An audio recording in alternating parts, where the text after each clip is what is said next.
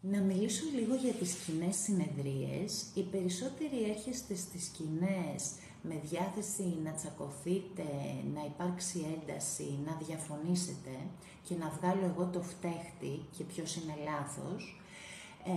Αυτό δεν έχει καμία σχέση με το δικό μου στόχο. Ο δικός μου στόχος είναι να σας βοηθήσω να έρθετε πιο κοντά, να καταλάβετε καλύτερα ο ένας τον άλλον και να μάθετε να επικοινωνείτε.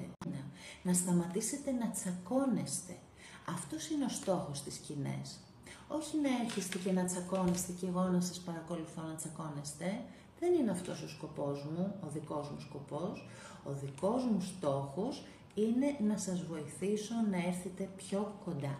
Οπότε μην έρχεστε με ένταση, θέλω να έρχεστε με διάθεση να δουλέψουμε θετικά και αποτελεσματικά.